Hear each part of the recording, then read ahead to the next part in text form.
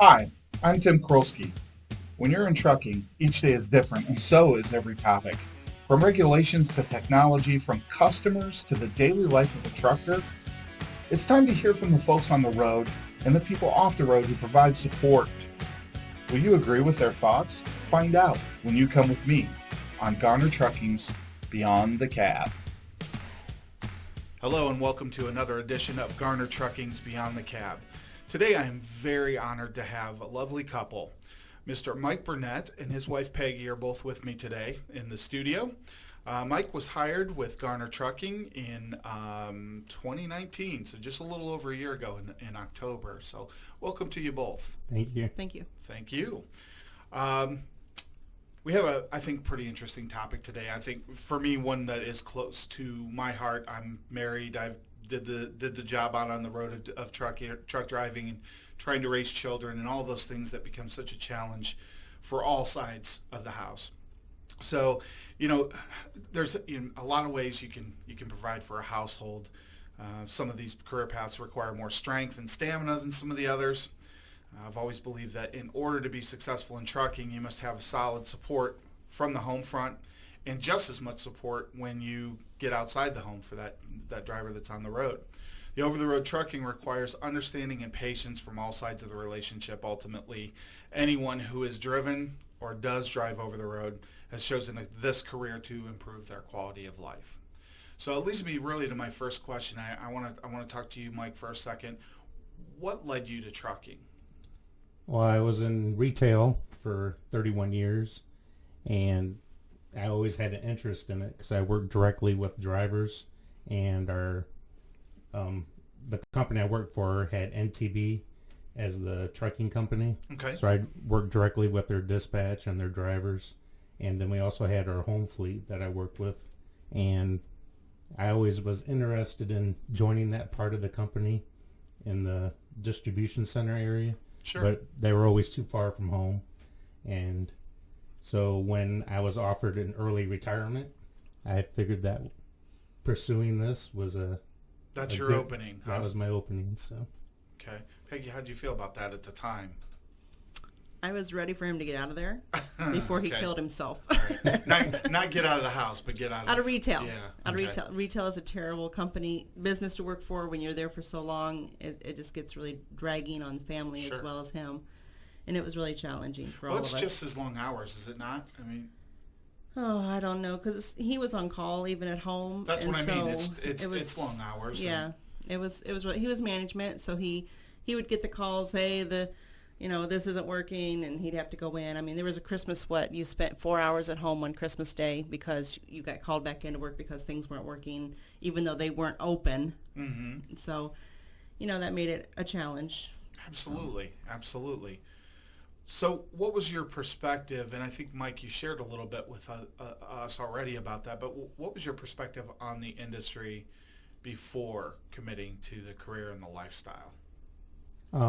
Just working with those drivers, I mean, they were telling me their experiences, so I was able to not only get it from the retail side, but also from their perspective. So anytime I got a call from a driver, I was able to make sure I got to that door, opened it as quick as I could, offered whatever assistance I could.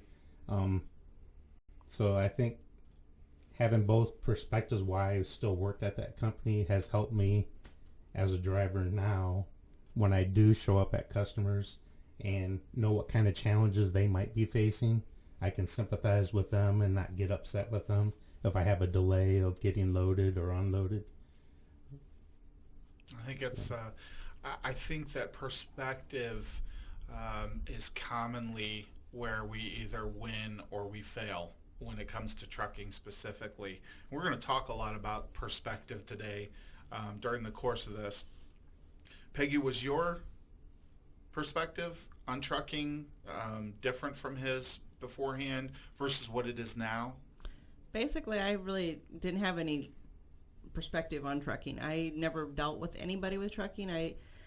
I did work for a warehouse where I loaded trucks, but they were just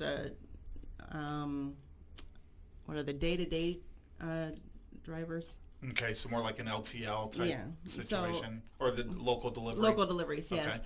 And so I really didn't deal with them that much, just loading their truck and everything. So for me, that's the only thing I had with trucking. I really didn't know anything else about it. All right. So since Mike's gotten started, what kind of perspective do you have on the industry? I mean, we're over a year in. I think trucking is very important in the industry. That I'm glad that he's doing it, because I know that with the pandemic and everything, I don't think he would have been well through retail, because that was really tough at that time, I think. So I think there's a lot to be had for being a trucker, and there's a lot of things that you need to think about and how to do it. How about on the home front? How do you feel about things? I guess, was there a different perspective before he said, okay, we're going to go. We're doing this. This is where my career is taking me now, or this is where my path is taking me? Well, before, when he worked in retail, he was working third shift. So he was home, eat, sleep, and go to work. Yeah. So I never saw him. We saw about 3-4 hours a day. The kids basically never saw him. So it really isn't a whole lot of difference for us, because he has worked for that other company for 31 years. I pretty much raised the kids because he was working. I'm a stay-at-home mom, right. So that's a full-time gig and a half by itself. Right, because I have going to football, then going to volleyball, then going back to football to pick that kid up, and then going back and picking up the volleyball, then going back to the football for another kid, and then, I just don't know how that they could have gotten back and forth their practices. We live out in the country. Right. So for me, there wasn't a whole lot of difference or a whole lot of change when he went in trucking, except for I don't basically see him or be able to touch him every day. I am still able to talk with him, and with the headsets that he has, and we still video chat at night and that kind of stuff. So, really there hasn't been a whole lot of change for me in that respect. Well, I think that brings up an interesting point, some of the communication pieces that you're talking about. To me, the pros of being in a relationship while trucking isn't always obvious, but they're not too difficult to identify, and especially more so now, where we do live in a time where you can stay connected. It's very easy to stay connected, as you're pointing out. Trucking is one of the few jobs where you can go to work and bring your significant other, your spouse, with you, if we weren't in COVID times. Life on the road and at home keeps you both occupied, so there's plenty for both sides of the house to do in terms of the workload from trucking and the workload that comes from taking care of a household. And I think also couples can value their time a little bit more when they are together. It makes it a little more special. And then the money's not bad either.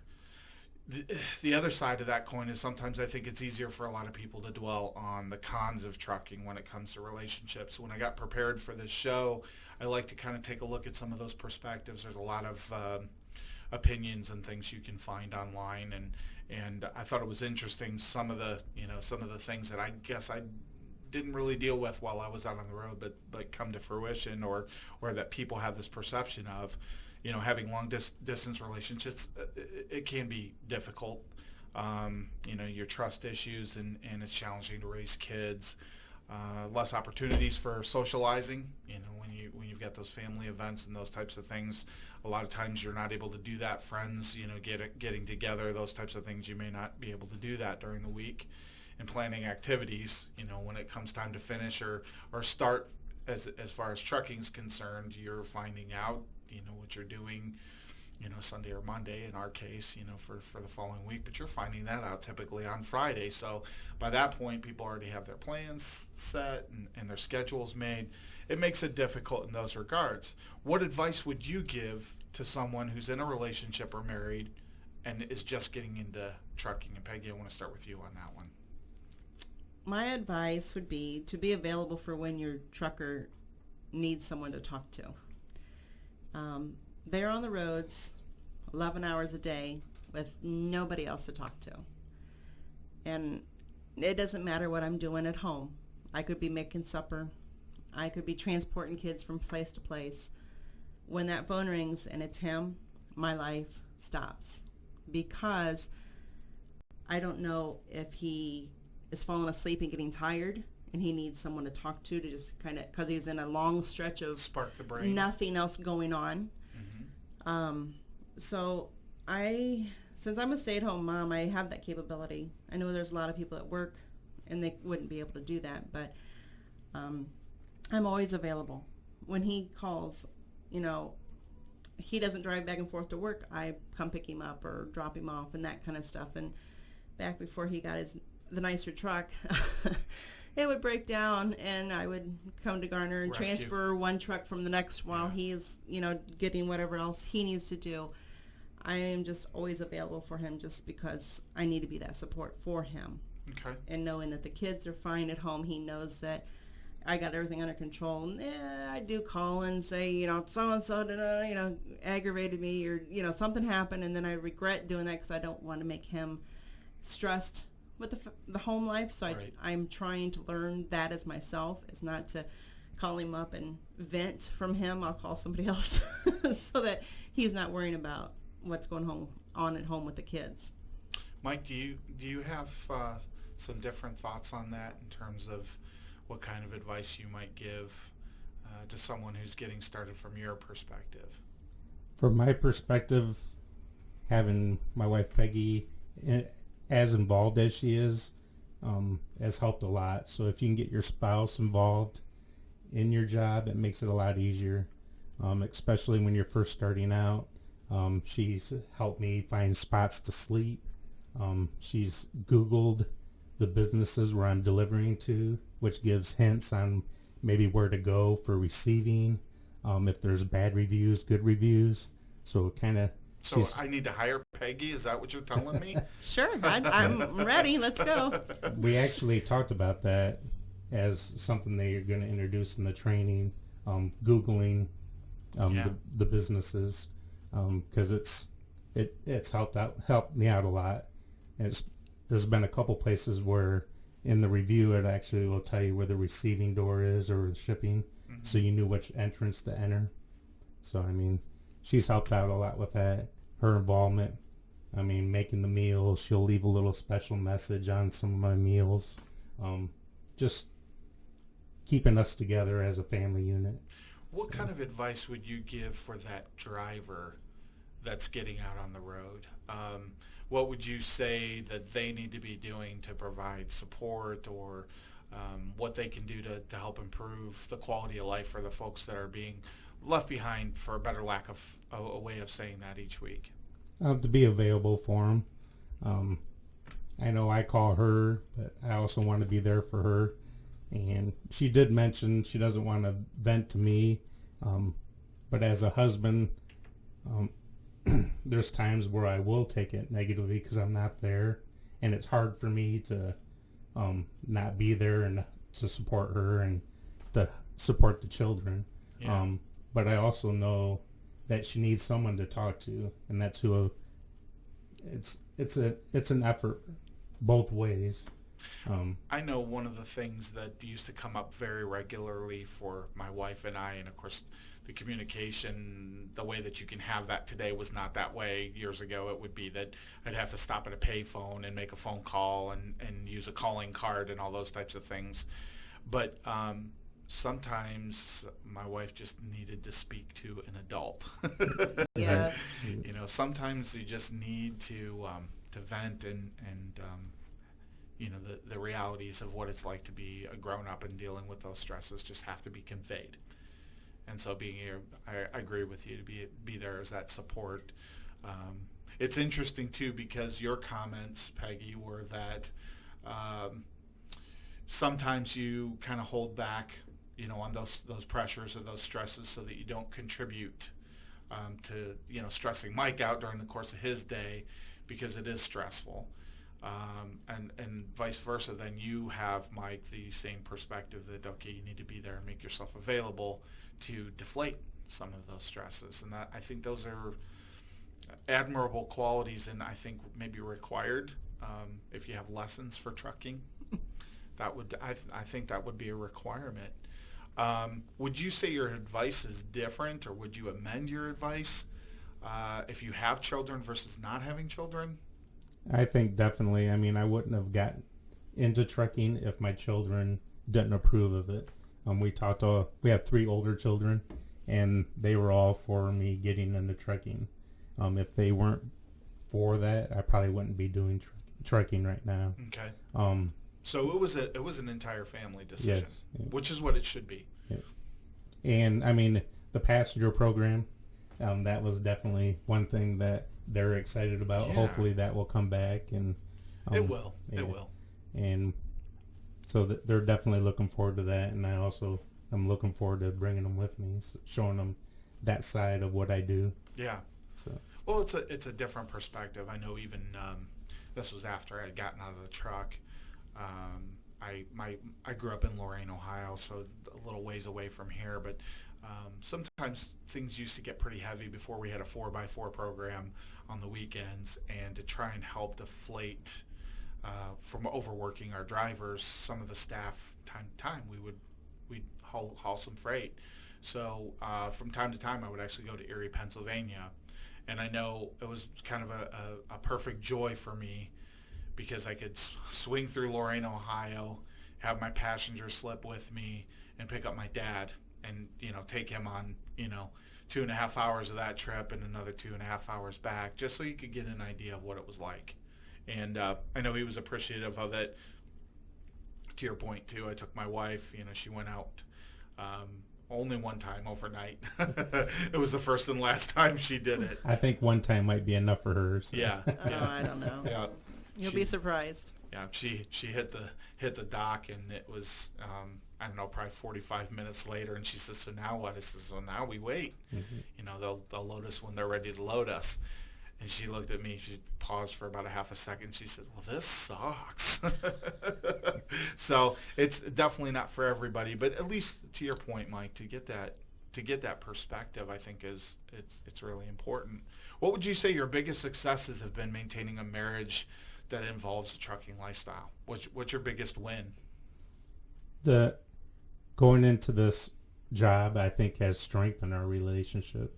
So even though we have 4 children at home still, we don't get a lot of alone time. But since I live close to the yard here, she brings me to work. She picks me up. So those little bit of time that we have together alone has strengthened our relationship. Just that one-on-one time that we have. Peggy, what would you say? What's your biggest win? When he worked in retail, it was very stressful on all of us. Because of him working third shift, I would have to keep the kids quiet so that Dad could sleep. Mm-hmm. And now they can kind of be wild, if you want to say, not have to tiptoe through the house to be quiet. So it is just wonderful with him working here that when he's home, he's actually spending time with the kids. He's not sleeping. He's present. And just because his body's there, he's actually spending time with all of us. Like over the summer, my Mother's Day gift was 12 chickens. Really? So over the summer, he had to build a hen house for me because we really didn't have anything to store, for them to house. Yeah. Well, the 12 chickens become 30. That's chicken math for all those chicken people out there. So now at night, what we do is free range them for 2 hours, depending on the weather. And we will normally all go out as a family and spend time together, away from electronics, away from TV, away from everything, and just go out and play ball and kick ball. When he was working retail, we would have never have done that because he would have been sleeping all day long and then working all night while we were sleeping. So for us, this has really strengthened our relationship. I mean, we don't necessarily go out on dates. I mean, we've been married for 29 years. Congratulations. That's an achievement all on its own. Yeah. And with 4 kids, we just really don't have that much time to go out on dates. Like we said, football and volleyball and band and 6-year-old and one that's graduated. Yeah, we have one that's 19 at 6. So, we have quite a range of kids. But just our time together is just different. It's more loving and more caring than what it has been when he worked retail. And you can really tell the difference in him just from coming over here to work. Sure. I think that my wife and I probably followed that same path to some degree, that that the time at home, I was very understanding that she was trapped in at home basically, for most of the week. And when it came time to get to the weekends, she wanted to get out of the house and go somewhere and do something. And the last thing a driver wants to do is drive on the weekends. But I never made it a point to be fussy about that. It's just it is what it is, and being understanding, taking that trade-off, and the value that you get is that I was spending time with my family. It was quality time, real time. I will tell you that my wife helped me maintain some perspective, and I think you touched on that a little bit earlier, Peggy, when kind of the chips are down for the day, or you're having a tough day. You don't want to take it out on anybody, including your spouse, but to be able to have someone to just kind of vent to, those problems of the day or the problems of the week, and just have that empathetic or sympathetic ear is a good thing. Over the years, I really have given this particular topic maybe more thought than a lot of others in different angles of trucking, and the relationship side of things for me. That relationship has to be a priority, right? It has to come first. That has to be the number one thing. You got to keep in mind that career path, it requires a true, deep understanding along with a level of support for one another in each one of those situations. You've got a household that's got stresses each day, being home alone to deal with all those things. You've got those folks that you need to have a support system. You got to have a grouping or some people that you can rely on the home front, good contact information, plans in the event of emergency situations. And from the driver's perspective, you've got traffic to deal with. There's routing, hours of service, shippers, receivers, company policies, the law, dispatchers, and the time away from home to deal with as well. So you really have to have those perspectives on both sides and an understandings of the dynamics between those two things. Trust, being open. You guys, you talk every day. You're chatting. Being able to video chat. What a great feature that is in this day and age. But it takes work, right? It takes work to maintain a marriage or a relationship, and these are the things that have to be in place. And then, as you're pointing out, I think the biggest thing is then valuing that time together. When you get to the point where you can take the chickens out and go for a little spin with the chickens, right? What insight would you give beyond kind of those points that either you've mentioned or I've mentioned? What else can someone do to kind of strengthen their relationship, their bond? I can't think of anything else right now. So. That's okay.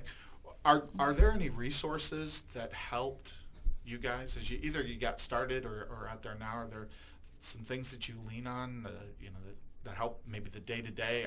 I don't know. Some people have, they lean on the church a bit, maybe family, friends, maybe there's some other outside organizations that you guys utilize that might help for couples out on, that one of the spouses out on the road.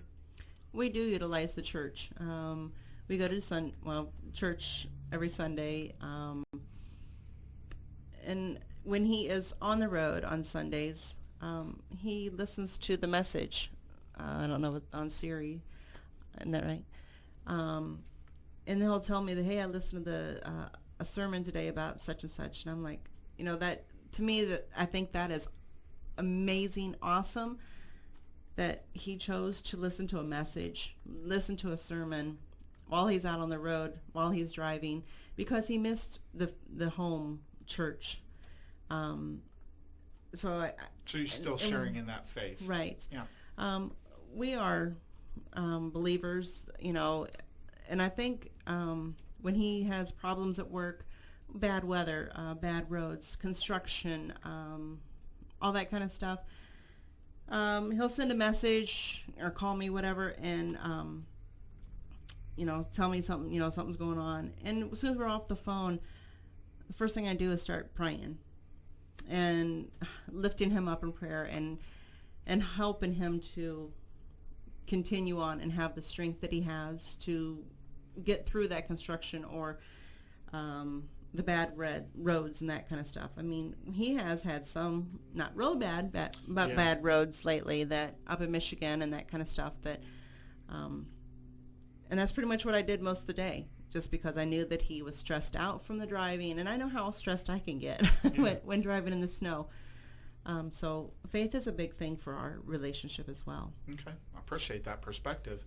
Did either of you or both of you, did you have any role models or anyone to kind of follow or take advice from as you got started in trucking? Mike? In trucking, no. This is kind of a leap into the deep end. That's okay. I mean, it was we're gonna do it and see what happens.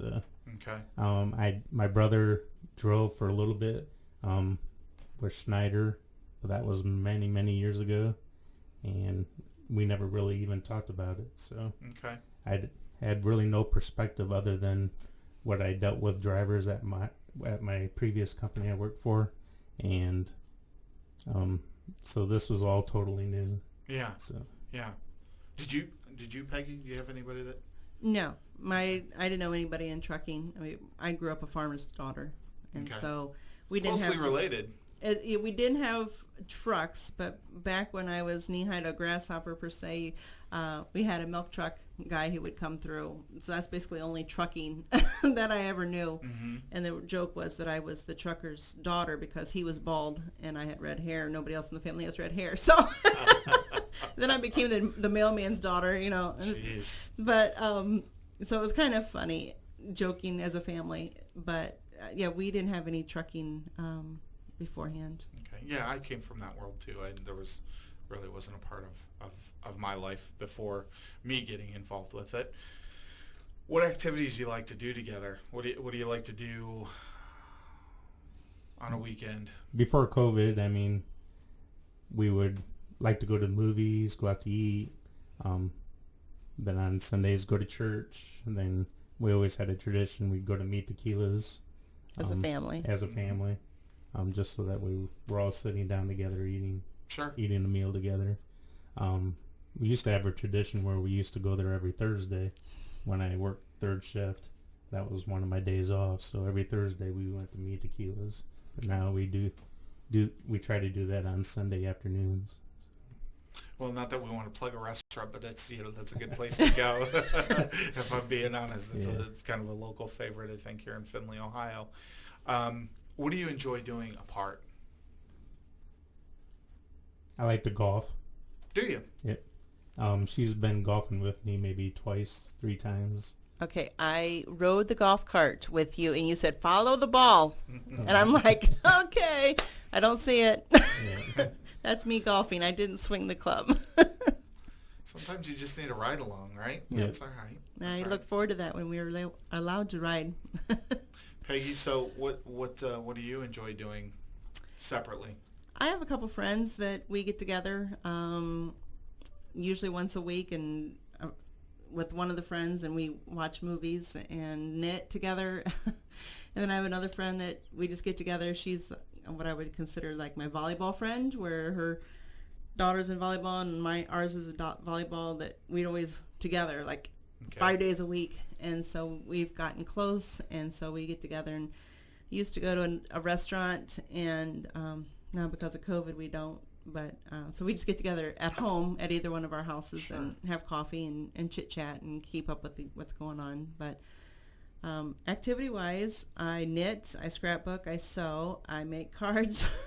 I'm a crafty person. I don't really do anything else outside the home besides shop with my daughter, and she spends a lot of our money. But and a crazy chicken mom now. So. Yes, I am a crazy chicken woman. So I love eggs. You guys need eggs? Let me know. No kidding. You gotta get rid of them. Yes. Well, I had almost 30 dozen in the house the other day, and I finally called people and said, "Hey, I need someone to take some eggs off of my hands. Please help me." Yeah. Please help me. Please give us a call if you need eggs. Mike, would you say golf's your only hobby, or history? I mean, I like to read. I used to read a lot. Okay. And golf. Used to golf a lot. So with my previous company, I traveled a lot, opened up new stores, and a co-worker of mine, we'd golf every day. Okay. That's what you did in the downtime. Yeah. So are you saying that now that's really not so much a thing? Just a few times a year right now, Okay. with work and the kids. So. Yeah, I think those priorities end up changing a little bit, especially when you talk about being over the road. It definitely changes the way we look at things, what we do. Raising a family is an additional challenge, I think, for an over-the-road trucker. How does having children support the trucking lifestyle for the two of you? I mean, it sounds to me like, based on what you had said earlier, Mike, that maybe it was kind of a full-fledged yes, let's do this. Is that true a year later? Yeah, I think so. I mean, they're still looking forward to getting on that truck. So, our youngest, I mean, when she picks me up, she'll bring him every once in a while, and just for him to be able to climb up and look in the truck is, I mean, he enjoys exciting, it. So, right? yeah. Yeah. So there's still excitement there for him. So. We always see Garner brothers and Garner sisters driving. Oh, there's a Garner brother or sister, as we're driving down the road or whatever. And so he gets excited when he sees other Garner trucks, and that's pretty exciting for him. And 23 years later, I still get excited when I see a Garner truck too. So we drove by Cooper earlier, okay, and there was a driver heading in, and our son was like, "Look, Dad, there's a Garner." Yeah, you got to appreciate that. So what are the complications associated? I know, Peggy, you talked a little bit about the challenges with children and raising them and having to get this one here and another one over there. What other complications would you say that you've come across that maybe you didn't anticipate when this all started? this year alone, the biggest complications we've had is that we have a senior. And due to COVID, even though on the schedule it said senior night was this night, well, now all of a sudden we're moving it up. And I pretty much let them know that that couldn't be done. I said, I need at least 2-week notice so that I can get Mike home. Mm-hmm. I got to be able to give them notice. I said, he's been here to every single game except for this year. He needs to be here for this because he wants to be here. And I fought for that. And they ended up changing it. Oh, great. Even though they were not very happy with me, but that's okay. I just keep going above ahead until I get to the right one. Sure. until I'm squeezing the right one, I get to that. And he did miss one senior night, but that was because the company where he was just a mess. That is the biggest challenge right now with her being a senior. He wants to be able to be home for senior events. Experience those things, yes. And so, like I said, I've had to go to bat for that to make sure that with the school and the sporting events that she is home, or that he is able to get home for the senior nights. So we have one more senior night to deal with, and I already asked them, said, when's that going to be? And we don't know. And I was like, well, I need to know so I can get in the request. Right. So other than that, really the challenges aren't any different than, like I said, when he worked in retail, because he was never available to take them to anywhere because he was sleeping or working. So for me, that's the only challenge, because I want to make sure that he is able to participate in things that are important, that is a once in a lifetime. That's not going to happen again kind of thing. I mean, he got to see some of the volleyball games, but not all of them, but that's okay. This wasn't a very good year. So we won't go into that one. I think it's important to point out, because I had a bit of this. My kids were all a lot younger still when I came off of the road. But those events and those types of things, I think as an organization, we try to work pretty hard to make sure that you do get to see those things.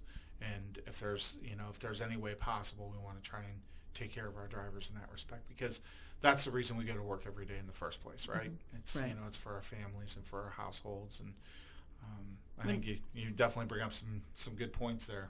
When we had the second senior night that he needed to get, or would like to have gotten to, yeah, they made sure that he was nowhere near this other company so that he could get home. I think Rex personally made sure he kept eye on where he was all week to make sure that he could make it home for that other senior night that we had requested, because he was like, this won't happen again. We want to make sure you're get close. One shot. Get one shot at it, absolutely. And we very much appreciate that for being a company that cares for their family and wants to support the family and make sure that, this is important to you guys as much as it is to us. Absolutely. Absolutely.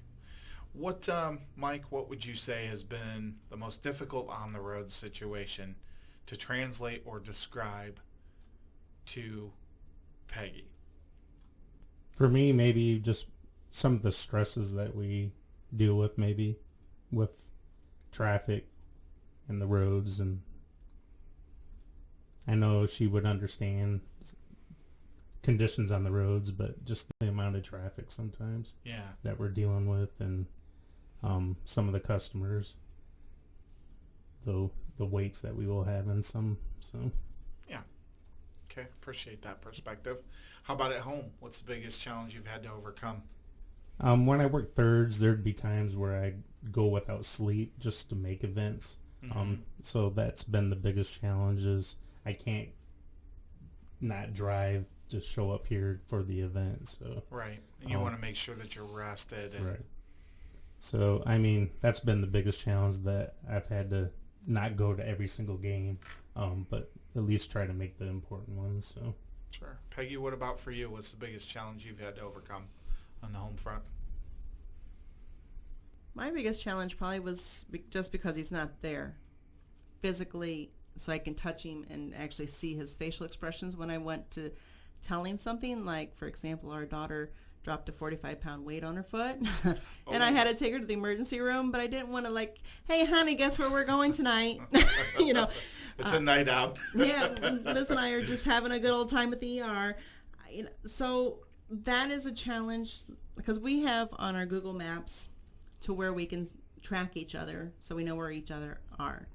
And I'm not doing that to be an obsessive wife. I'm doing that so that way I'll get on the map and say, okay, he's at a rest stop, or he's at a truck stop, or he's at a stop, that I can tell him something right that I need to tell him, and not You've got his focus. And right. I know that he's not driving. I know he's not going through any big towns or cities. Or I'll wait until he gets to a spot to where I can tell him something. Like, for example, when my mom died, thank you, actually, we're on the way home. Yep.